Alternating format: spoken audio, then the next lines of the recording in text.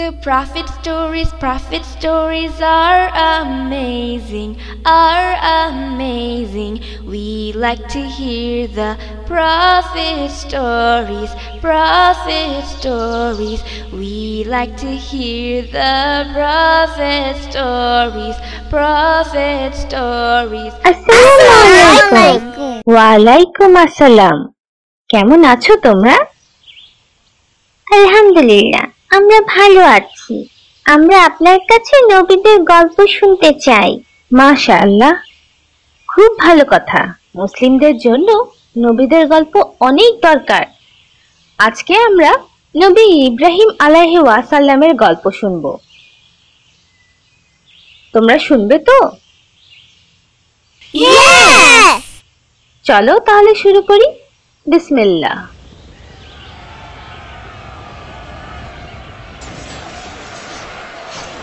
নবী ইব্রাহিম আলাইহিস সালাম ছিলেন নূহ আলাইহিস সালামের পরের 10ম প্রজন্মের নবী এবং তিনি ব্যাবিলনে জন্মগ্রহণ করেন। তার বাবার আল্লাহর প্রতি ঈমান ছিল না এবং তিনি নিজের হাতে মূর্তি বানাতেন।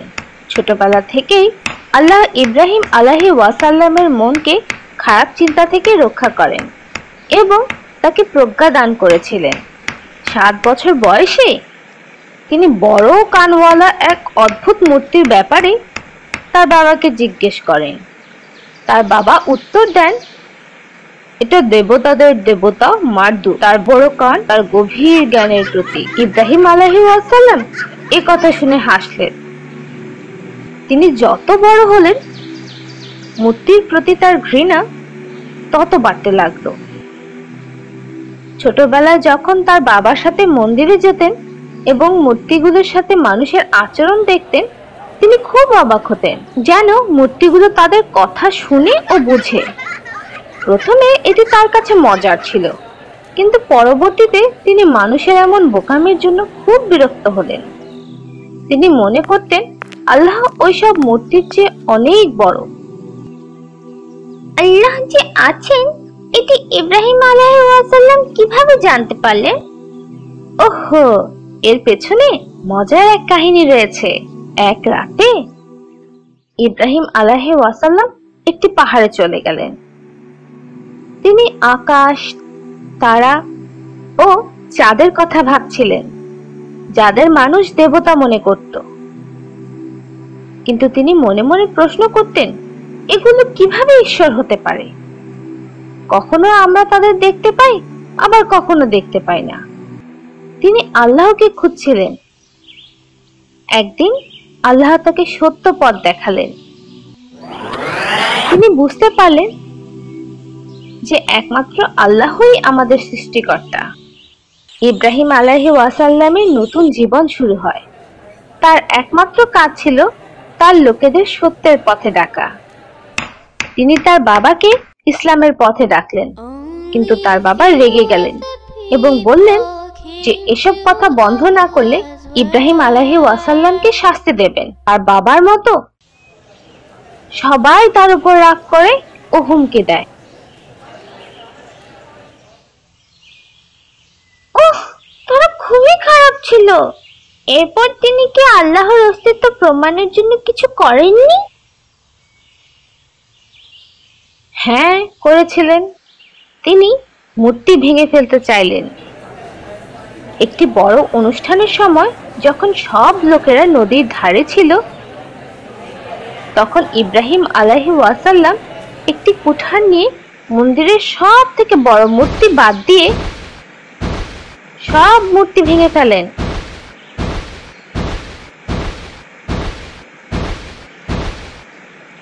এরপর বড় মূর্তির কাঁধে কুঠারটি ঝুলিয়ে তিনি মন্দির থেকে বের হয়ে আসেন।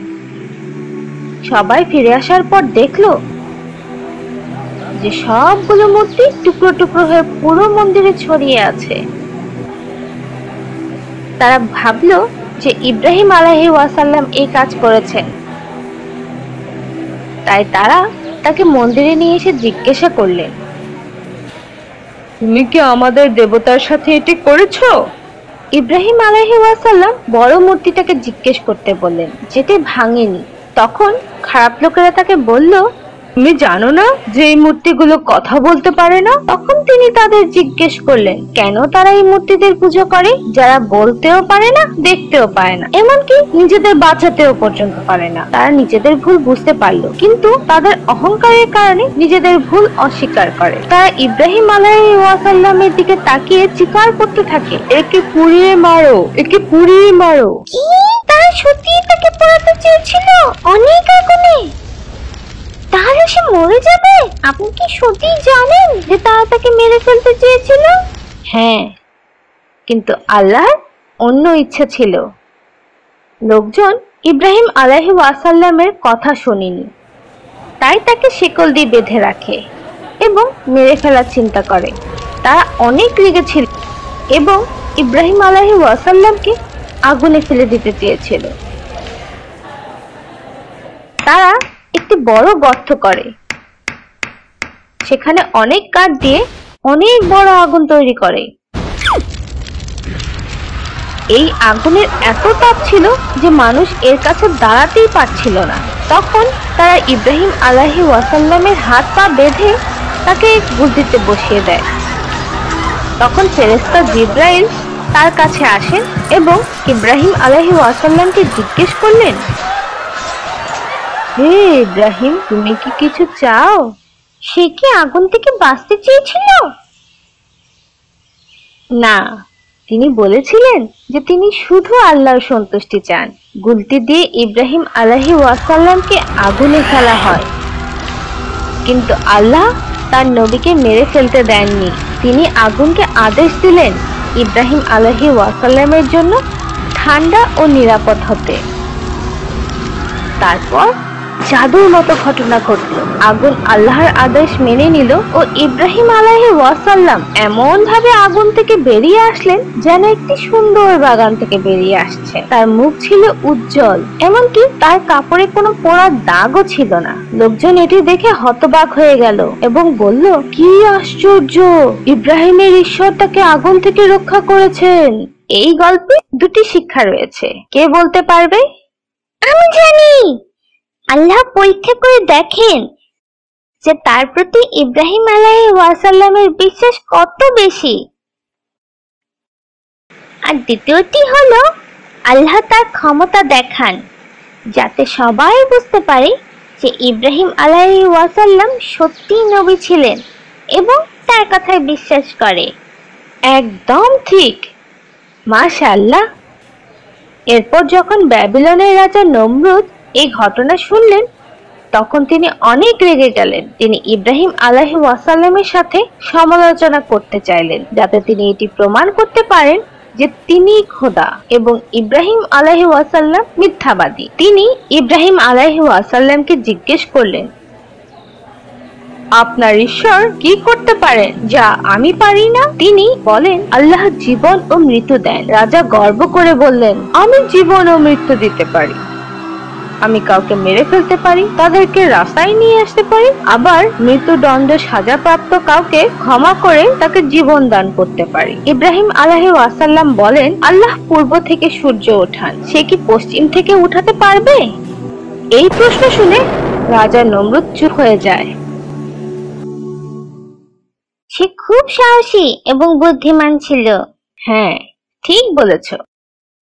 অনেক বছর মানুষকে আল্লাহর পথে ডাকার পর শুধু একজন মেয়ে, একটি ছেলে ইব্রাহিম আলাইহিস সালামের কথা মেনে নেয়। মেয়েটির নাম ছিল সারা। সে পরে ইব্রাহিম আলাইহিস সালামকে বিয়ে করে, আর ছেলেটির ছিল তার নেফিউ, নাম লুত। এবং লুত পরবর্তীতে আল্লাহর নবী হন। শেষ পর্যন্ত তারা ব্যাবিলন ছেড়ে যাওয়ার সিদ্ধান্ত নেন। ইব্রাহিম, লুত এবং সারা আলাইহিস সালাম তাদের দূরের পথে যাত্রা শুরু করে। তারা সিরিয়া, প্যালেস্টাইন এবং মিশর পাড়ি দেন। চলার পথে তারা এক আল্লাহর দাওয়াত দেন, ভালো কাজ করেন ও গরিবদের সাহায্য করেন। এর মধ্যে লুত আলাইহিস সালাম মৃত সাগরের কাছে সমকামীদের শহরে পৌঁছান। একদিন ইব্রাহিম আলাইহিস সালাম আল্লাহর নিকট অনুরোধ করেন যে মৃত লোকদের আল্লাহ কিভাবে কিয়ামতের দিন আবার জীবিত করবেন সেটি দেখাতে। আল্লাহ ইব্রাহিম আলাইহিস সালামকে 4টি পাখি নিয়ে কাটতে বলেন। এরপর কাটা টুকরোগুলো একসাথে মিশে 4 ভাগে ভাগ করে 4টি পাহাড়ের উপর রেখে আসতে বলেন। তারপর আল্লাহর নামে পাখিদের ডাকতে বলেন। ডাকার সাথে সাথে পাখির টুকরোগুলো আবার নিজ নিজ শরীরে মিলে গেল এবং ইব্রাহিম আলাইহিস সালামের কাছে ফিরে আসলো। আল্লাহ তাকে অনেক সুন্দর অভাবনীয় ঘটনা দেখিয়েছেন। মিশরে কি ঘটেছিল?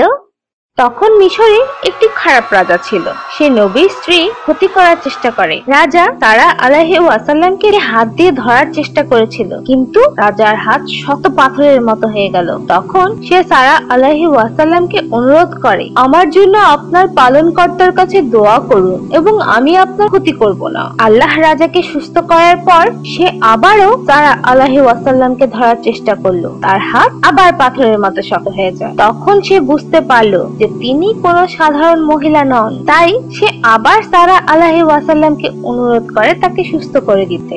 আল্লাহ আবার তাকে সুস্থ করেন। সারা আলাইহিস সালাম সেখান থেকে যাওয়ার আগে রাজা তাকে একজন মিশরীয় গোলাম দান করেন, যার নাম ছিল হাজেরা আলাইহিস সালাম।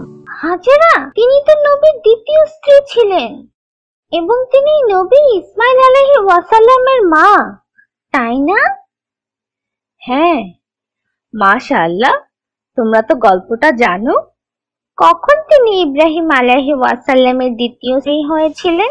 অনেক সময় পার হয়ে যায়, কিন্তু সারা আলাইহিস সালামের কোনো সন্তান হয়নি। কিন্তু তাদের বয়স বাড়ছিল, তাই সারা আলাইহিস সালাম ইব্রাহিম আলাইহিস সালামকে অনুরোধ করেন তার দাসী হাজেরা আলাইহিস সালামকে বিয়ে করে এবং আল্লাহর নিকট প্রার্থনা করেন যাতে আল্লাহ তাদের সন্তান দেন। হাজেরা আলাইহিস সালাম ইসমাইল নামে একটি পুত্র জন্ম দেন। সেই সময় ইব্রাহিম আলাইহিস সালাম বৃদ্ধ ছিলেন। ও, আমি এখন জানলাম। এখন আমি তোমাদের জমজমের গল্প বলবো। আল্লাহ তাআলার ইচ্ছা অনুযায়ী একদিন ইব্রাহিম আলাইহিস সালাম ঘুম থেকে উঠে তার স্ত্রী হাজেরাকে বললেন তার ছেলেকে নিয়ে আসতে এবং দূরের যাত্রার জন্য তৈরি হতে। তখন ইসমাইল আলাইহিস সালাম একটি ছোট্ট সুন্দর বাচ্চা ছিলেন।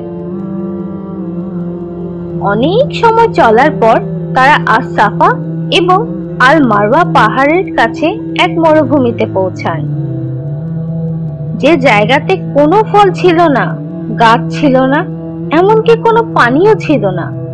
সেখানে সবকিছু নিষ্প্রাণ ছিল। আল্লাহ তাআলার ইচ্ছা অনুযায়ী ইব্রাহিম আলাইহিস সালাম তাদেরকে সামান্য খাবার ও পানি দিলেন, যা দিয়ে মাত্র 2 দিন চলা যেত। হাজেরা আলাইহিস সালাম তাকে জিজ্ঞেস করলেন কেন তিনি এই মরুভূমিতে তাদের রেখে যাচ্ছেন। ইব্রাহিম আলাইহিস সালাম কোনো জবাব দেন। হাজেরা আলাইহিস সালাম তাকে আবার জিজ্ঞেস করলেন আল্লাহ কি তাকে এমন করতে বলেছেন? ইব্রাহিম আলাইহিস সালাম বললেন হ্যাঁ। এরপর হাজেরা আলাইহিস সালাম বুঝতে পারলেন যে তাদের কোনো ভয় নেই, আল্লাহ তাদের সাহায্য করবেন। হাজেরা আলাইহিস সালাম ছোট্ট ইসমাইল আলাইহিস সালামের যত্ন করতে লাগলেন, কিন্তু পানি শেষ হয়ে গেলে তার অনেক পিপাসা লাগে এবং ছোট্ট ইসমাইল আলাইহিস সালাম কাঁদতে থাকে। তাই তিনি ইসমাইল আলাইহিস সালামকে আল মারওয়া পাহাড়ে রেখে তাড়াতাড়ি আস-সাফা পাহাড়ে যান। তিনি সেখানে দাঁড়িয়ে আশেপাশে মানুষ খুঁজতে লাগলেন, কিন্তু কাউকে দেখতে পেলেন না। তিনি আল মারওয়া পাহাড়ে ফিরে গিয়ে আবার মানুষ খুঁজতে লাগলেন, কিন্তু এবারও কাউকে পেলেন না। এভাবে 7 বার সাফা মারওয়া এর মাঝে ছুটাছুটি করেন। তিনি শেষবারের মতো যখন আল মারওয়া পাহাড়ে পৌঁছান তখন তিনি খুব ক্লান্ত হয়ে পড়েছিলেন। তাই তিনি তার ছেলের পাশে বসে পড়েন। তখন তিনি একটি শব্দ শুনতে পান। তিনি উঠে দাঁড়ালেন এবং সাহায্য চাইলেন। তিনি দেখতে পেলেন যে একটি ফেরেশতা মাটি খুঁড়ছে এবং ততক্ষণ পর্যন্ত খুঁড়তে থাকলো যতক্ষণ না পানি বের হলো। সেই পানি জমার জন্য তিনি একটি গর্ত করলেন এবং 2 হাত ভরে পানি পান করলেন। তার পানির থলি ভরে নিলেন এবং ছেলেকে খাওয়ালেন। যেখান থেকে পানি উঠে এসেছিল সেটিই জমজমের কূপ। কি সুন্দর ঘটনা!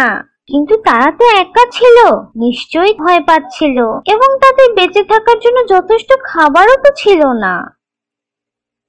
হ্যাঁ, আল্লাহর একটি বড় পরিকল্পনা ছিল। তিনি হাজেরা আলাইহিস সালামের বিশ্বাসের জন্য তার উপর খুব খুশি ছিলেন। তাই তিনি কিছু আরব লোক পাঠান এবং তারা আল মারওয়ার চারপাশে পাখি উঠতে দেখে। তারা নিশ্চয়ই জলের আশেপাশে উঠছে। যখন তারা পানির কাছে আসলো, তারা হাজেরা আলাইহি ওয়াসাল্লামকে দেখে জিজ্ঞেস করলো, আপনি কি আমাদের এখানে থাকার ও এই পানি ব্যবহার করার অনুমতি দেবেন? তিনি অনুমতি দিলেন এবং নতুন মানুষদের দেখে খুব খুশি হলেন। মানুষেরা সেখানেই থাকতে শুরু করলো। জায়গাটি যেন প্রাণ ফিরে পেল। কখন ইব্রাহিম আলাইহিস সালাম তার ছেলে ইসমাইলকে কুরবানি করেন? যখন ইসমাইল আলাইহিস সালাম ছোট ছিলেন, তখন এক রাতে ইব্রাহিম আলাইহিস সালাম তার ছেলে ইসমাইলকে কুরবানি করার স্বপ্ন দেখেন। পরের রাতে আল্লাহ তাকে একই স্বপ্ন দেখান। তিনি আল্লাহর আদেশ মেনে নিলেন, যদিও তিনি তার ছেলেকে খুব ভালোবাসতেন।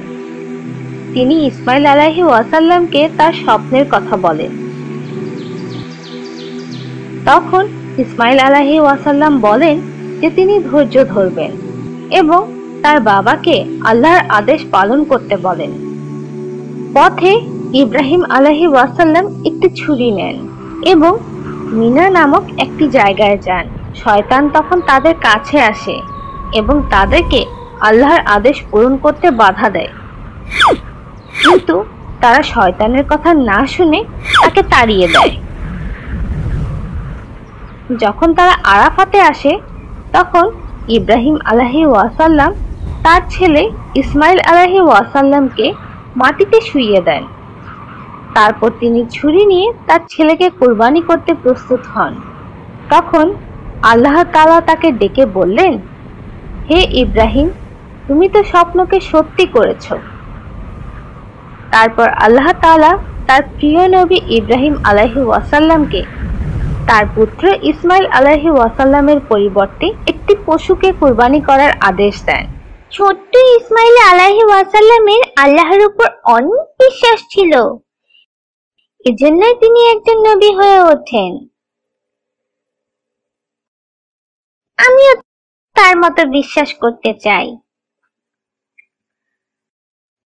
মাশাআল্লাহ, আল্লাহর সম্পর্কে আমাদের দৃঢ় বিশ্বাসের জন্য সব সময় দোয়া করা উচিত। এটাই একমাত্র উপায় যাতে আমরা এই জীবনে এবং এর পরের জীবনে সফল হব। কখন নবী ইসহাক আলাইহিস সালামের জন্ম হয়? যখন ইব্রাহিম ও সারা আলাইহিস সালামের অনেক বয়স হয়ে যায়, তখন ফেরেশতারা তাদের কাছে মানুষের বেশে আসে। নবী অপরিচিত মানুষ এবং মেহমান হিসেবে তাদের খুব যত্ন করেন। তিনি তাদের একটি রান্না করা বাছুর খেতে দেন, কিন্তু তারা কোনো খাবার খায়নি। নবী ইব্রাহিম আলাইহিস সালাম ভয় পেয়ে গেলেন। মেহমানরা তাকে ভয় পেতে বারণ করলো, কারণ তারা ফেরেশতা ছিল। তারা বলল যে তারা সুসংবাদ নিয়ে এসেছে, আল্লাহ তাদের একটি পুত্র সন্তান দিতে যাচ্ছেন, যার নাম হবে ইসহাক এবং তিনি একজন নবী হবেন। সারা আলাইহিস সালাম এটি বিশ্বাস করতে পারছিলেন না। তার অনেক বয়স হয়েছিল। ফেরেশতাগণ বললেন যে আল্লাহ সব করতে পারেন। ইব্রাহিম আলাইহিস সালাম কি ইসমাইল আলাইহিস সালামকে দেখতে গিয়েছিলেন? হ্যাঁ, সময়ের সাথে ইসমাইল বড় হলেন, আরবি শিখলেন এবং সময় মতো বিয়ে করলেন। কিছুদিন পর নবী ইব্রাহিম আলাইহিস সালাম তার পরিবার দেখতে আসেন, কিন্তু এই সময় হাজেরা আলাইহিস সালাম মারা গেছেন এবং তার পুত্র ইসমাইল আলাইহিস সালাম বাড়িতে ছিলেন না। তাই তিনি ইসমাইল আলাইহিস সালামের স্ত্রীকে তাদের অবস্থা সম্পর্কে জিজ্ঞেস করেন, কিন্তু সে সবকিছু সম্পর্কে অভিযোগ করে। সে আল্লাহর দয়ায় খুশি ছিল না। নবী ইব্রাহিম আলাইহিস সালাম বুঝতে পেরেছিলেন যে সে খুব অকৃতজ্ঞ। এই ধরনের মেয়ে নবী ইসমাইল আলাইহিস সালামের স্ত্রী হিসেবে ভালো হবে না। তাই তিনি তার ছেলেকে গোপনে খবর পাঠান তালাক দেবার জন্য। ইসমাইল আলাইহিস সালাম তার বাবার কথা মেনে তার স্ত্রীকে তালাক দেন এবং অন্য মেয়েকে বিয়ে করেন। কিছুদিন পর ইব্রাহিম আলাইহিস সালাম আবার তার ছেলের কাছে গেলেন এবং এবার দেখলেন তিনি একজন ভালো মেয়েকে বিয়ে করেছেন, যে আল্লাহর দয়ায় খুব সন্তুষ্ট ছিল। কাবা ঘর কখন বানানো হয়? কাবা ঘর বানানোর সময় হলে আল্লাহ ইব্রাহিম আলাইহিস সালামকে আদেশ করেন তার ইবাদতের জন্য একটি ঘর বানাতে। তিনি তার পুত্র নবী ইসমাইল আলাইহিস ওয়াসাল্লামকে কাবা ঘর বানাতে সাহায্য করার জন্য বলেন। এরপর তারা কাবা ঘরের মূল কাঠামো তৈরি করেন। কাবা ঘরের মূল অংশ নির্মাণের পাথর জান্নাত থেকে এসেছিল। এটি এখন কাবা ঘরের পাশে দেখতে পাওয়া যায় এবং এটি কালো পাথর হিসেবে পরিচিত। ইসমাইল আলাইহিস ওয়াসাল্লাম পাথর নিয়ে আসতেন এবং ইব্রাহিম আলাইহিস ওয়াসাল্লাম দেয়াল নির্মাণ করতেন। দেয়াল যখন উঁচু হয়ে ওঠে, ইসমাইল আলাইহিস ওয়াসাল্লাম একটি পাথর নিয়ে আসেন। একেই মাকামে ইব্রাহিম বলা হয়। অবশেষে তারা কাবা ঘরের কাজ শেষ করেন। তারপর তারা দুজনে মিলে আল্লাহর কাছে দোয়া করেন যেন তাদের কাজ কবুল হয়। ইব্রাহিম আলাইহিস ওয়াসাল্লাম কতদিন বেঁচে ছিলেন? তার কবর কোথায়? হযরত ইব্রাহিম আলাইহিস ওয়াসাল্লাম প্রায় 175 বছর বেঁচে ছিলেন। তার জীবন অনেক ঘটনা, পরীক্ষা এবং আল্লাহর অনুগ্রহে পূর্ণ ছিল। তার আল্লাহর উপর দৃঢ় বিশ্বাস ছিল। তার মৃত্যুর পর তাকে জেরুজালেম থেকে 20 মাইল দূরে হেব্রনে কবর দেওয়া হয়। ওয়াও! এটি অনেক সুন্দর গল্প। হ্যাঁ, এটি অনেক সুন্দর গল্প। ইনশাআল্লাহ এরপর আমরা নবীদের আরো সুন্দর গল্প শুনবো। The Prophet Stories. Alhamdulillah, we have finally started our Iqra Cartoon Bangla and Iqra Cartoon Urdu channel recently. If you're interested, check out the description box below to find the links for those new channels. To support these new channels, please join us by becoming a monthly supporter for the whole thing.